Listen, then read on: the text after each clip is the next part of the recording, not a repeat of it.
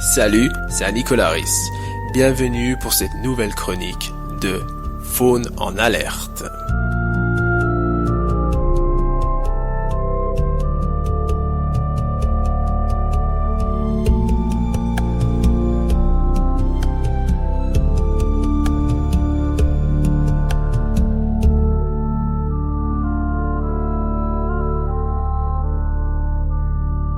L'architecte de l'espoir. Dans le murmure de la forêt, où l'eau fredonne son parcours, une ombre prend vie avec une résolution apaisée. Voici le castor, l'architecte discret de nos écosystèmes. Regardez-le, ou plutôt, imaginez-le. Son allure réfléchie, chaque geste chargé de la puissance d'un savoir ancien. En tenant fermement une branche, il ne se limite pas à la nage, il construit. Et ces barrages, loin d'être de simples structures en bois, constituent les bases d'un univers en construction. Pendant des siècles, nous, les humains, l'avons vu différemment. Nous l'avons vu comme une ressource ou comme une nuisance. Du XVIe au XIXe, le castor, qu'il soit d'Eurasie ou d'Amérique du Nord, a été chassé jusqu'à la quasi-extinction. Son crime ? Avoir une fourrure incroyablement dense et imperméable, qui a alimenté le commerce mondial des chapeaux. On le chassait aussi pour le castoreum, une sécrétion utilisée en parfumerie et en médecine. Nous l'avons réduit au silence. Nous avons vidé les rivières de leurs bâtisseurs. Et puis, nous avons vu que son absence provoquait des rivières qui s'emballent, des inondations violentes, des sécheresses plus dures. Nous avons compris que cet architecte n'était pas une nuisance, il était une nécessité. On ne l'appelle pas seulement constructeur, le terme scientifique est encore plus fort, c'est un ingénieur écosystémique. Un ingénieur écosystémique est une espèce qui ne se contente pas de vivre dans un habitat, elle le crée, elle le façonne. Et le castor est le plus grand du monde après l'homme. Son travail commence par un son, celui de ses dents, infusées de fer, qui leur donne cette couleur orange et cette capacité à ronger des troncs que nous-mêmes aurions du mal à scier. Avec ce bois, il construit son barrage. Et c'est là que la magie opère. On pourrait le dire poétiquement, là où le courant était trop rapide, le castor a freiné la course du temps. C'est exactement cela. Le barrage ralentit l'eau. Mais que se passe-t-il ensuite ? Premièrement, il crée un étang, une zone humide. Il sculpte des miroirs liquides, là où il n'y avait qu'un torrent. Cette eau stagnante, c'est la vie. C'est le refuge des grenouilles, des libellules, des poissons qui peuvent s'y reproduire. C'est le garde-manger des oiseaux, hérons, canards, qui bâtissent leur nid sur les rives. La flore s'épanouit. Deuxièmement, il purifie. Le barrage agit comme un filtre géant. Il retient les sédiments, mais aussi les polluants agricoles, comme les nitrates et les phosphates. L'eau qui ressort du barrage est plus propre que celle qui y est entrée. Troisièmement, il est le meilleur gestionnaire de l'eau au monde. Il est notre meilleur allié contre le changement climatique. Ces zones humides qu'il crée sont des éponges. Lors des fortes pluies, elles absorbent l'excès d'eau, prévenant les inondations en aval. Et lors des sécheresses, l'éponge la relâche lentement, gardant la rivière en vie. Et il y a un dernier miracle. Moderne. Les barrages des castors sont des pare-feux naturels. Lors des grands incendies qui ravagent nos continents, les zones humides créées par ces rongeurs restent vertes et intactes. Elles offrent un refuge vital à tous les autres animaux qui fuient les flammes.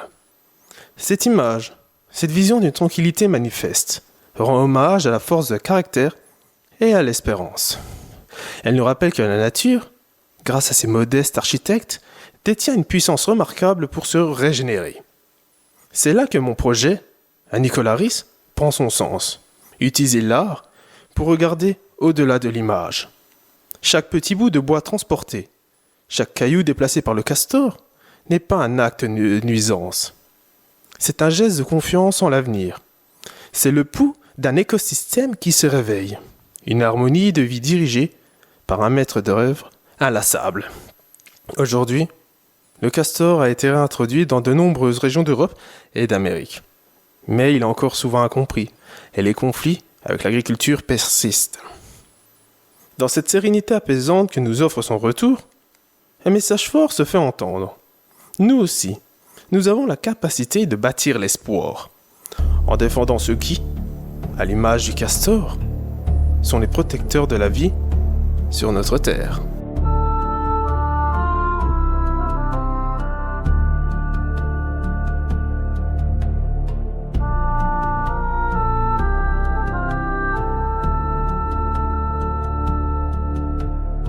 J'espère que vous avez apprécié cette chronique et qu'elle vous a permis de prendre conscience de la fragilité du monde animal.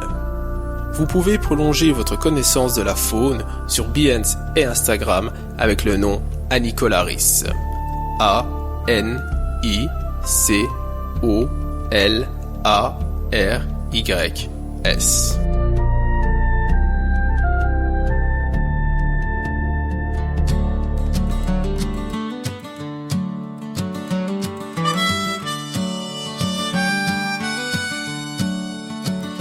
Dans le murmure de la forêt, l'eau fredonne son parcours.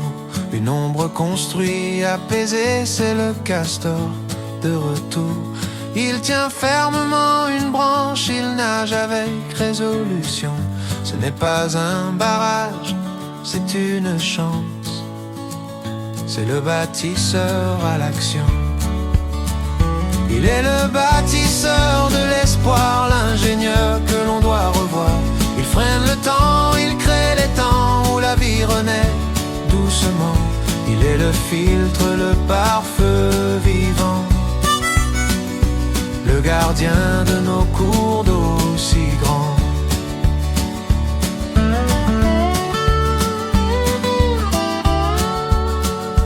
On l'a chassé pour sa fourrure, pour les chapeaux, quelle folie pure.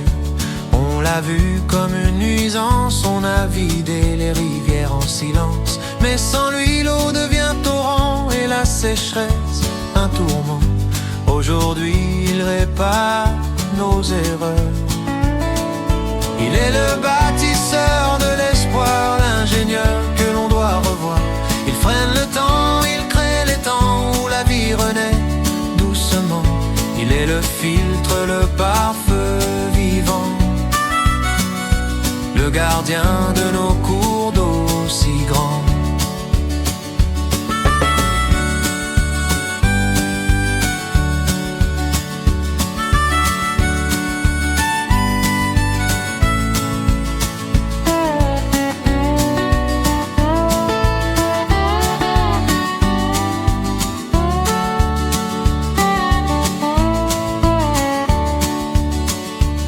Sa hutte est un acte de foi, son barrage est la nouvelle loi. L'éponge absorbe l'eau et plus pure, la nature retrouve son armure. Un rappel de ce que l'on doit, il est le bâtisseur de l'espoir, l'ingénieur que l'on doit revoir. Il freine le temps, il crée les temps où la vie renaît doucement. Il est le filtre, le pare-feu vivant, le gardien de nos cours d'eau si grands.